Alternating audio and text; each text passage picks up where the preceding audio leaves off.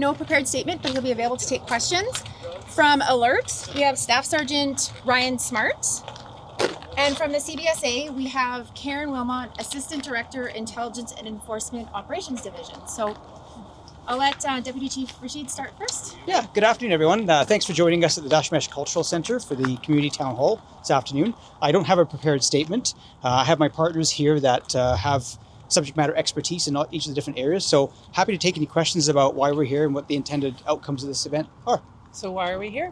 So we're having a community engagement town hall this evening, and the purpose is to inform the community about the extortion events that's been happening in Calgary and across the country for about the last year and a half.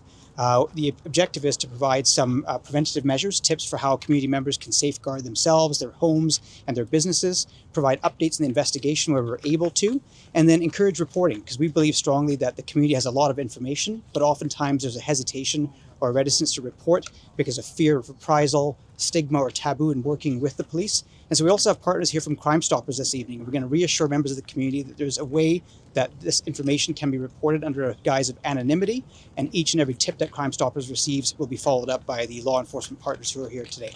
Can I ask, do you have recent stats on how prevalent it is in Calgary?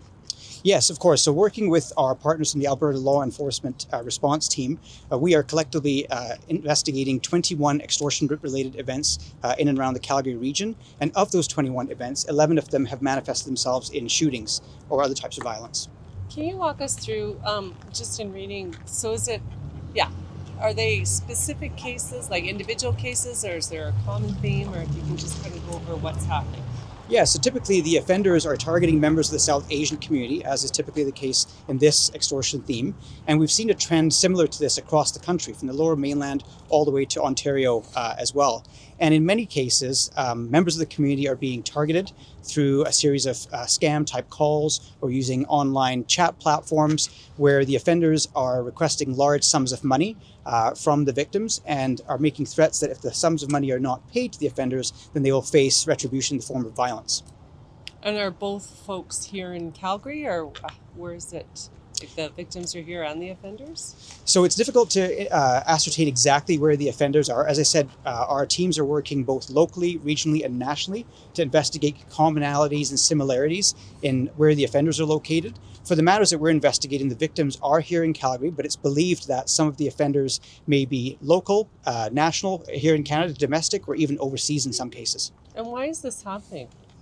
Well, I believe that members of the South Asian community are particularly vulnerable, those that are engaged in entrepreneurial or business interests. And it's believed that through fear, the offenders are able to extort them for sums of money that could be generated through their business prospects.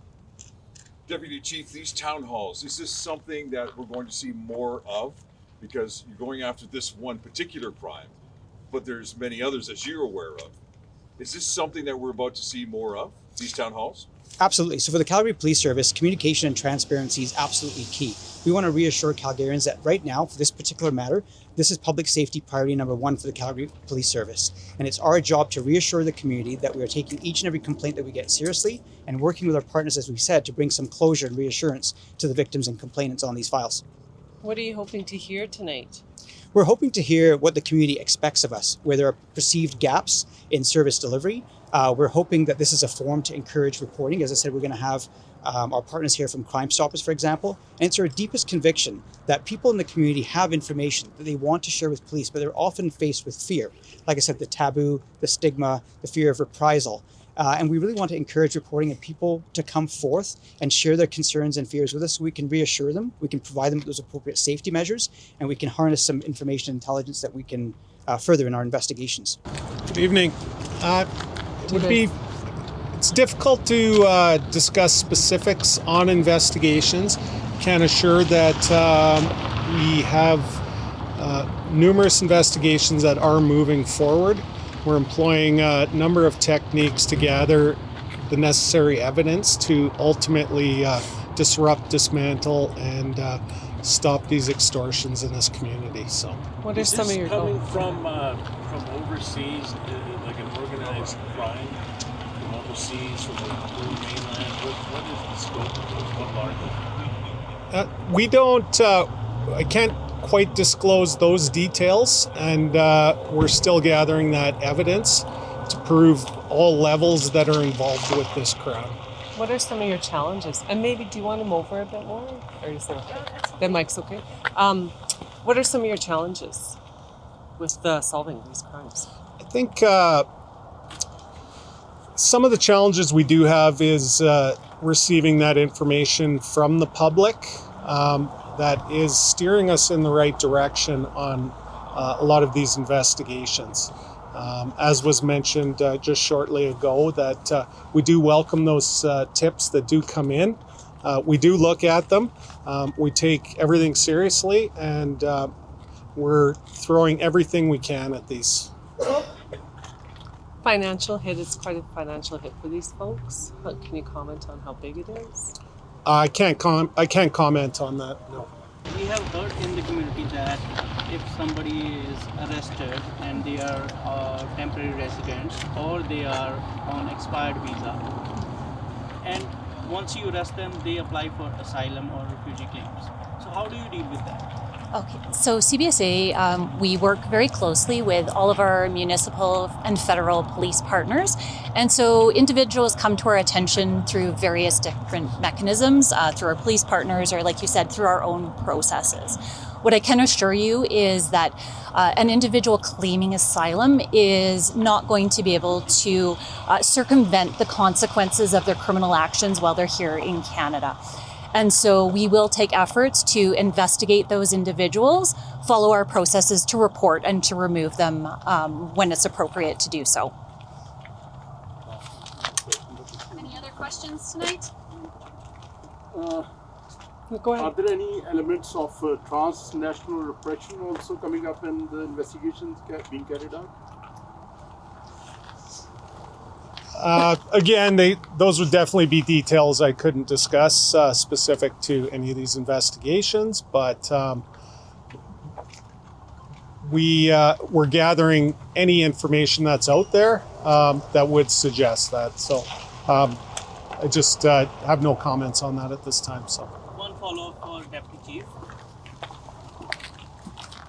What would you say, does Calgary Police have enough tools to deal with this? Or if not, then what are your demands from the municipal, provincial, or federal government? So that's a great question. Of course, the Calgary Police Service, like all of our other public safety partners, have a finite amount of resources, and there's an infinite amount of demands. We work closely with all levels of government through our Calgary Police Commission to advocate for where we need more tools, technology, and resources. And of course, this particular case has drawn the attention of all levels of government, support from our Police Commission members who are here with us today, and they too will hear firsthand from our community members as to where some of those limitations are. I can't be any more clear than to say, this incident has rattled the community with fear, with uncertainty, with confusion, and with a lot of questions. And so as the question was asked earlier, what is the function of some of these town halls? The function and the outcome is to provide reassurance to the community that we are standing shoulder to shoulder, nationally and internationally in some cases with our law enforcement and public safety officials, to make sure that we have answers for the community, that we're investigating these crimes with a level of sensitivity, cultural inclusion, and in a way that we can provide some answers to the community. And so, as was asked earlier, will we see many more town halls like this? Absolutely. We will be where community needs us at whatever time that they need us to provide those reassurances and the answers that they need. Lack of information sharing within the police departments and other agencies is the other big issue. What are your thoughts on that? That's a great question. That's why we're all standing here today unified to ensure that information is traveling seamlessly. So I can tell you that we know that some of the extortion series have happened in the Lower Mainland, in Surrey specifically. We've had investigators from Calgary go to Surrey, investigators from Surrey come to Calgary to share information. There's a national working group, there's some meetings being held next week that Calgary Police Service is participating in.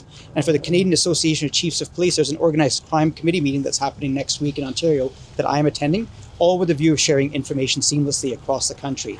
And so here in town, because we have the support of our Alberta law enforcement response team partners and from the CBSA, we're able to make sure that information travels on a daily basis, regularly, and without any impediments.